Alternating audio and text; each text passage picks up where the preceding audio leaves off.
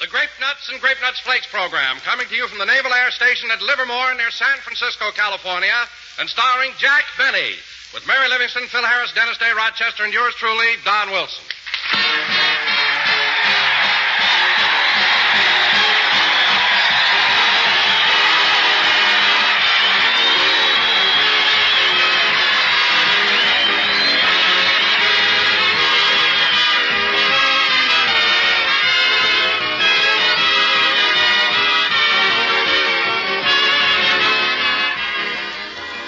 Guess what?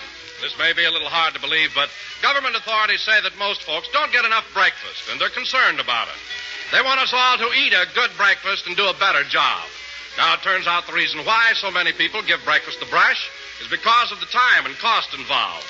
But if you start your day with malty-rich grape nuts or grape nuts flakes, you solve the whole situation. For these delicious cereals cost only about a penny a serving, and they're so quick to fix, they cost you nothing in time. Now, as you know, nutritionists say that a cereal with whole grain food values is a must for the adequate breakfast. Well, both Grape Nuts and Grape Nuts Flakes are cram full of all-around whole grain nourishment, including iron, niacin, and vitamin B1. Proteins, too. So thanks to Grape Nuts and Grape Nuts Flakes, you can have a good breakfast in about the same time it would take you to sip and run. Eat a good breakfast, do a better job. Enjoy Grape Nuts and Grape Nuts Flakes.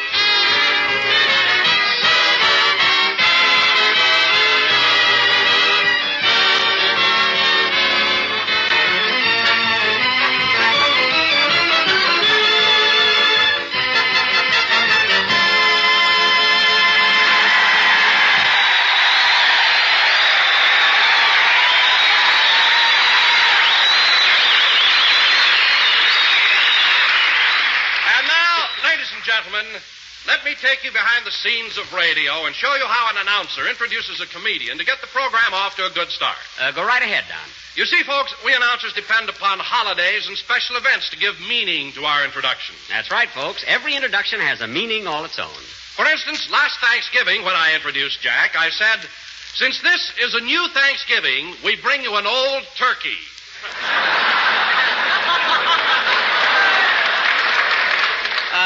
That's why Roosevelt went back to one Thanksgiving. He didn't want to hear that joke twice. Continue, Don. When the Christmas holidays rolled around, I introduced Jack by saying, we can't bring you Santa Claus, but we bring you a man who's holding the bag. Now that joke never had a chance. It was given its primary training by Red Skelton, grounded by Abbott and Costello, and washed out by Fred Allen. All right, Don, proceed with your lecture on introductions. When I introduced Jack on Washington's birthday, I said, George Washington threw $1 across the Potomac. We can't bring you that $1, but we bring you the man who has all the others. I'll never forget the reaction to that gag. The audience rose to their feet, bowed their heads for 1 minute, and sat down again. Continue, Don. So you see, ladies and gentlemen, the various holidays have much to do with introducing a radio comedian. But this is not a holiday. That's right. So for absolutely no reason at all, I bring you Jack Benny.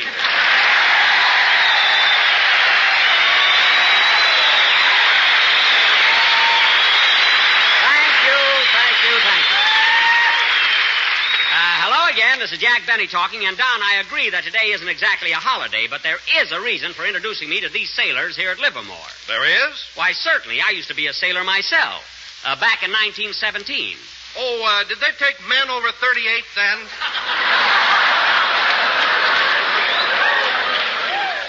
Don, how could I be 38 then when I'm only 32 now? I mean, don't let this gray hair fool you. It isn't mine. So there. But, Jack, 1917 was 27 years ago. And if you're 32 now, that means you entered the Navy when you were only 5 years old. I was a daring little devil, wasn't I? You know, I still have the tattoo of Shirley Temple on my arm. I really have. Anyway, let's get on with But, Jack, you were so young. What could the Navy do with you? They made me an ensign.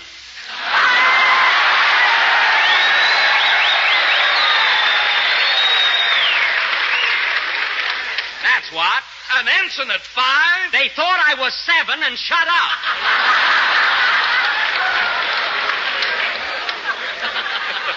This gray hair fooled them, too, you know. And, Don, I wish you wouldn't make me lose my temper while we're here. I'm sentimental about the Navy. Me too, Jack. You know, I wish I were a sailor. I feel that I could put my heart into that uniform. Don, you'll never... Oh, your heart. Your heart, yeah.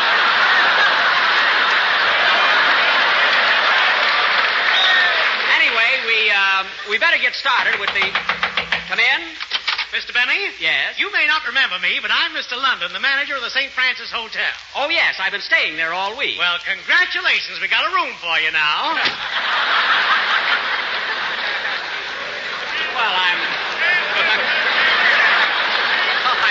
I'm glad. It was a little noisy sleeping in the lobby there, you know. In the lobby? Why, Jack, wasn't it embarrassing getting undressed? Oh, no, Don, no. They have 2 lobbies, one for men and one for women.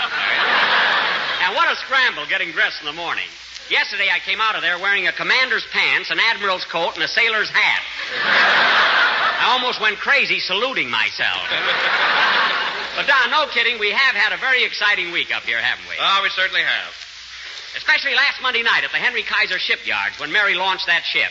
We had a great time. Well, I was enjoying it until the foreman at the shipyard insulted me. Don, the foreman apologized. He told you he was nearsighted. He didn't try to launch you intentionally. It was just a natural mistake, that's all. Hello, Jack. Oh, hello, Mary.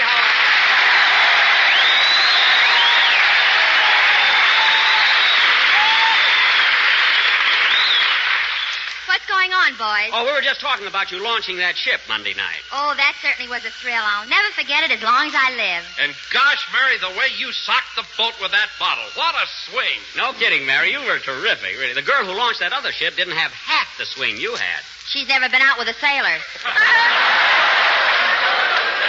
I guess... I guess the proudest moment of my life came when I launched the boat and said, I christen thee the Edward E. Hale. But, gee, Mary, I asked you to try... Don, I told you 1,000 times they wouldn't let me call it the SS Grape Nut. Oh, fine. Don probably wants you to launch it with sugar and cream, you know. But then on second thought, why should he? Grape nuts are for breakfast, not for launch.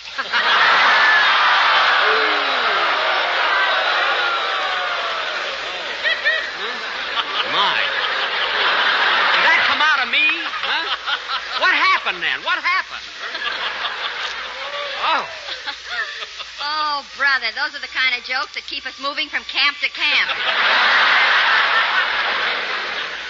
Yeah, but you know, Mary, I can't get over how many boats they've launched here in such a short time and the amount of champagne they have to use. Imagine all that champagne falling into the water. Then that explains it. What? Yesterday I saw a man fishing, and as he pulled one out of the water, the fish shrugged his fins and said, in my condition, who cares?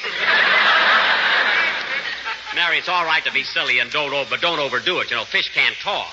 Well, this one was so cockeyed he didn't know what he was doing. Oh, that's different. But all in all, it has been an exciting week from the moment we crossed the bay and arrived in San Francisco. Say, Jack, did you notice those huge Navy planes landing on the water? Yes, and I was puzzled by those big things at the bottom where the wheels should be. What are they? Those are pontoons. Yes, you've seen them before, haven't you? Pontoons? Yeah. Oh, yeah, those are the things the automobiles use in Los Angeles during the rainy season.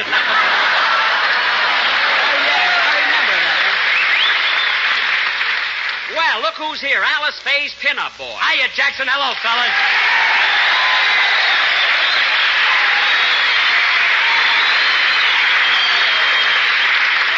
Well, Phil, it's good to see you. What have you been doing all week? Just fishing and ringing them out.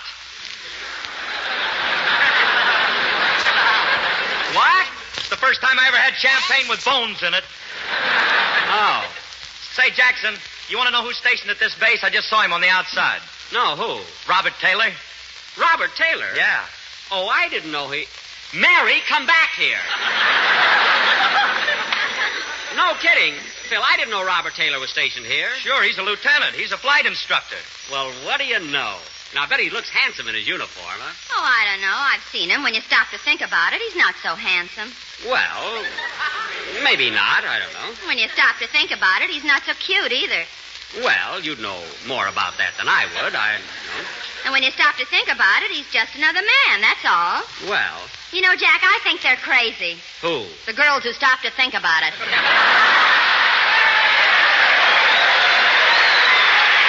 I should have known you were leading up to something. Phil, for heaven's sake, play a band number and get Mary out of this romantic mood. Okay. I was handsome, too, when I was a sailor.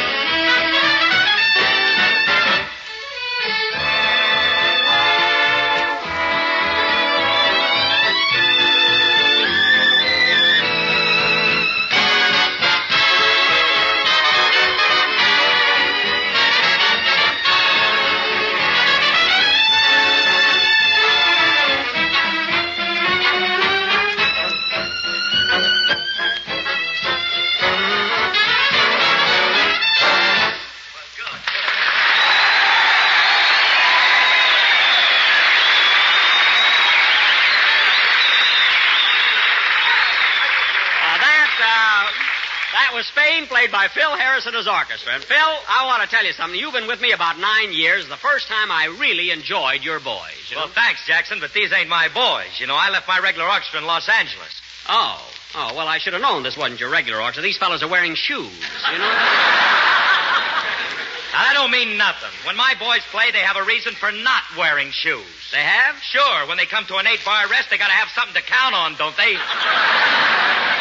Well, now I've heard everything, you know? Oh, Jack, you're always picking off Phil's orchestra. They must be pretty good. After all, they're working for Slapsy Maxie. I know. What do you think made Maxie Slapsy? And now, fellas. All right, Jackson, all right. So my band ain't so good. What do you want me to do, fire the boys? Well, it wouldn't be a bad idea, Phil. I mean, give them 2 weeks' notice. Only 2 weeks' notice to fire them? Sure. What are you talking about? I got to give them 8 months' notice to learn a new song. Well, then start now. I want them to know Jingle Bells by Christmas. Listen, Jack. What? Phil may be too modest to brag about his orchestra, but he had an offer to play in one of the most exclusive places around here. Really? Where? The Rodeo Club.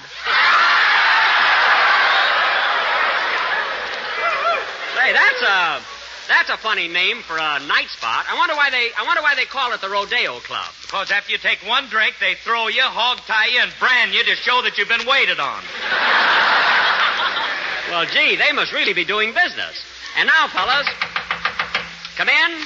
Mr. Benny? Yes? You may not remember me, but I'm Mr. London, the manager of the St. Francis Hotel. Yes, I know. We have your room ready, but due to the shortage of help, you'll have to make your own bed.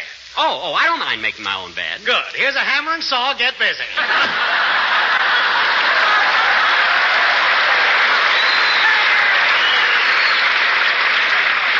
Well, anything to help, you know. And now, fellas, as a special tribute to the Livermore Air Base, tonight we're going to... Hello, Mr. Benny. Hello, Dennis.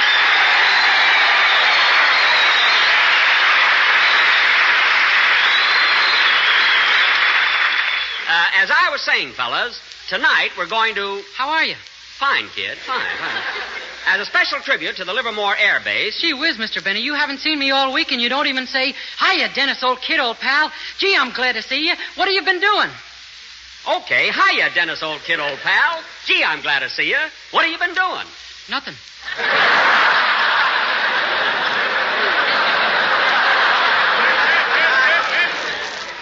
Just as I thought. Tonight, fellas, we're going to try Except last Tuesday. What? Last Tuesday night, I had a date with a beautiful blonde.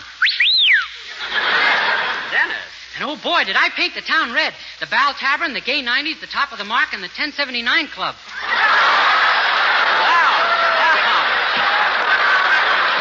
Hey, you. Listen, kid,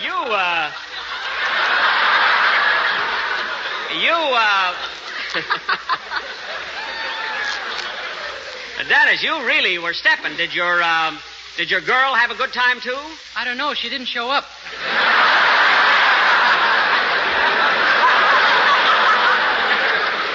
Well, of all the things... Dennis, there's no fun going to all those places by yourself. There isn't? Of course not. And another thing, kid, how can you afford to go to those expensive nightclubs? I don't check my hat. Well, how can you save money that way? Jack, this may come as a surprise to you, but when people get their hats back from the check room, they're supposed to leave the girl a tip. Oh, yeah. Say, girls are lucky. They don't have to check their hats. Huh? Of course not. Well, anyway, Dennis, getting back to... Say, I wonder... Stop thinking about it. You'd look silly wearing a lady's hat.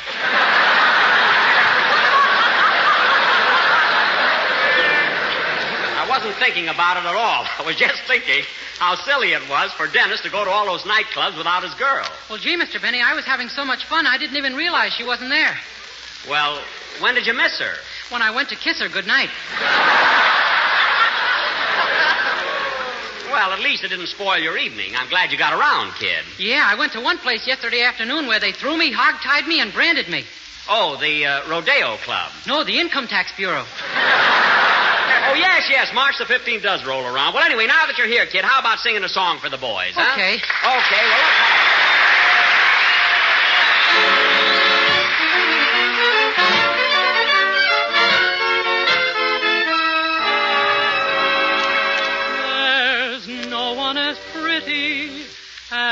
Pretty as Kitty, my blue-eyed Kitty, oh, too. When she walks along on the street, fellas shout, here, pretty kitty, blue eyes.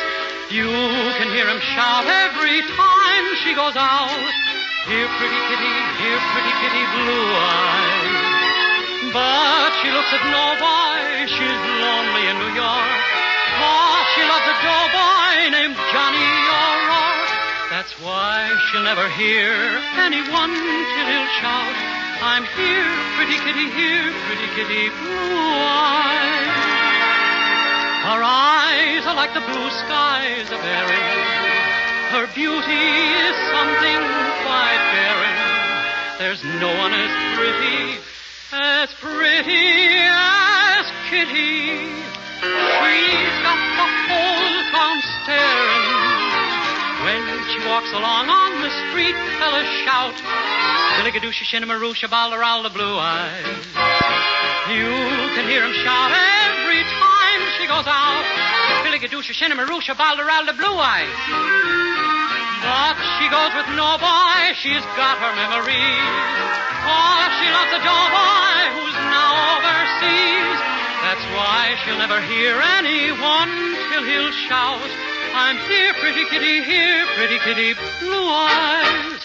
There's no one as pretty as Kitty, my darling Kitty, O'Toole.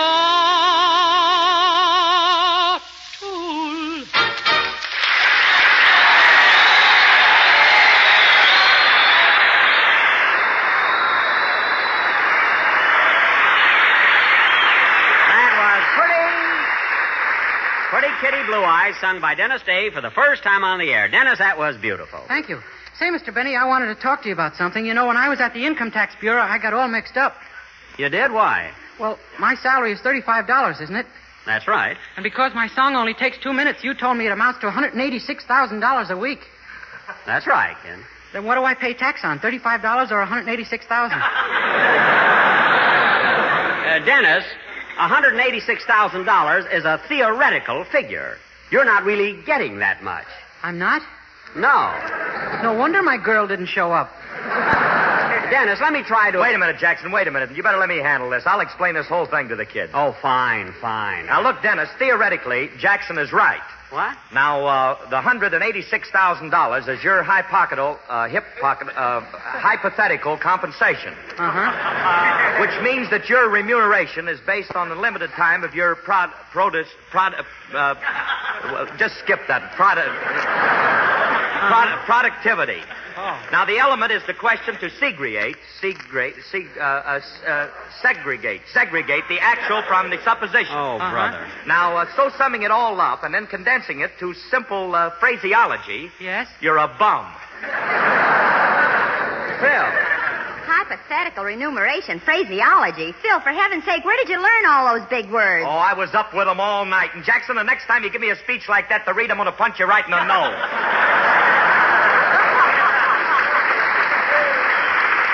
Phil, just once I wanted people to know that you can pronounce words even though you don't know what you're talking about, you know? Oh, you and your educated writers, you. Come in. Mr. Benny? Yes? You may not remember me, but I'm Mr. London, the manager of the St. Francis Hotel. I know. You lucky man. I now have a room for you completely furnished. Oh, fine. Thank you. That's well. I'm glad. Tell me, do I have a tub? Yes, but if you button your coat, nobody will notice it.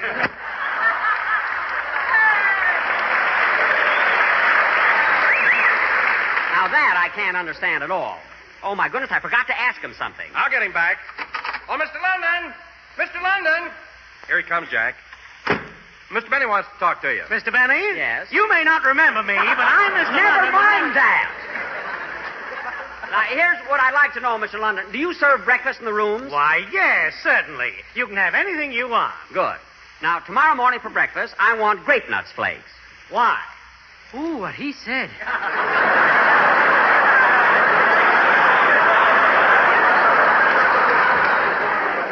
Why? I'll tell you why. Because... They're malty rich, sweet as a nut, and have whole grain nourishment. That's why. That's telling them, Jack. And furthermore... They're a thrifty buy in the big 12-ounce economy size package, and they're not rationed. Either. That's telling them, Jack. And another thing. I met a sailor friend of mine here, and he told me that he likes to start his day with a big bowl of grape nuts flakes. Because his motto is, eat a good breakfast, be a better gob. Yes, sir. And do you realize that grape nuts flakes are an American favorite? Why? Why? Are you crazy? No, I'm London, manager of the St. Francis I know. Peculiar fella, but likable. Now, where were we before he came in? I was a bum. Oh, yes. No, Dennis, you're not a bum. And let's not start that again. Let's get on with the... I'll take it. Hello? Hello, Mr. Benny. This is Rochester.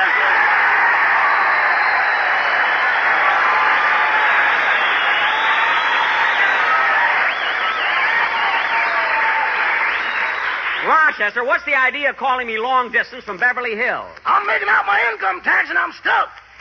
Well, what's sticking you? The first line. The one that says gross income. What's that? Well, that means your entire income. For example, Rochester, I pay you $2,000 a year. That means your gross income is $2,000. $2,000? Yes. Boss, is that theoretical, hypothetical, or did the operator give me the wrong number?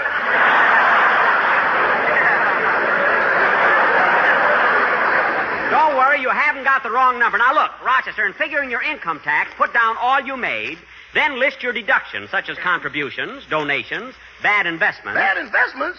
Does that include money lost while on bended knee?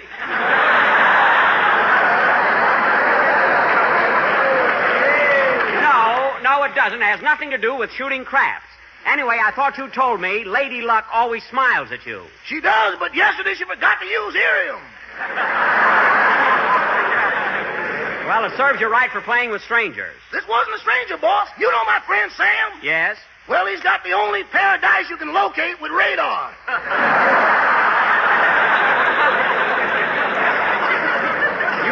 You mean they're trick dice? Trick? When you roll them out, one comes up 7, the other 11, so there's nothing to be in doubt about.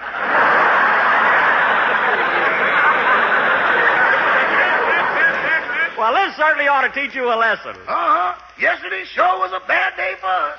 Us? Yeah, that green sport coat of yours fits Sam perfectly.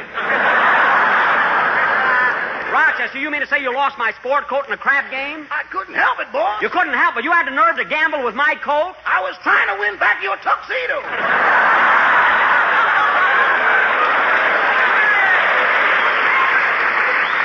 Well, that's the... Rochester, you better have my clothes back by the time I come home. Goodbye. Goodbye. Oh, say, boss. Now what? If you go to another luncheon, will you do me a favor? Sure, what is it? Bring me back 2 cases of fish. 2 cases of fish? Yeah, and when you pull out the hooks, cork up the holes. I don't want to lose any of it. Okay, I will. Goodbye. Goodbye. Darn it, every time I go away, something happens.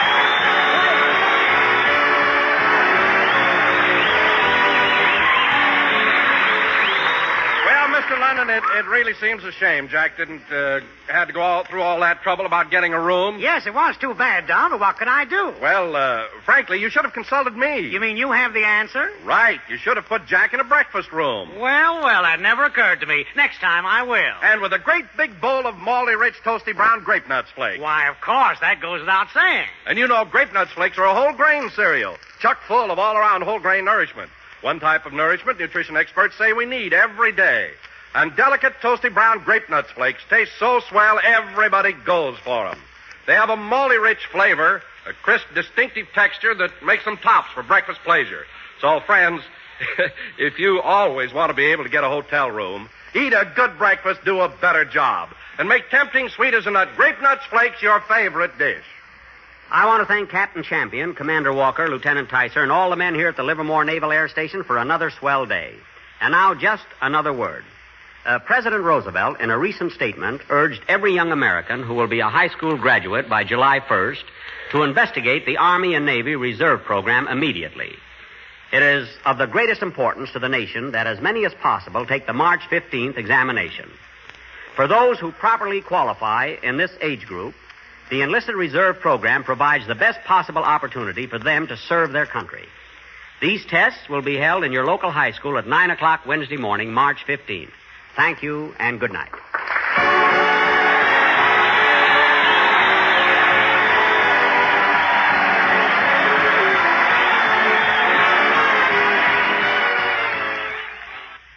Oh, hi, dear grocer mother. Get hot grape nut sweet meal and say, it's so tempting, so hot.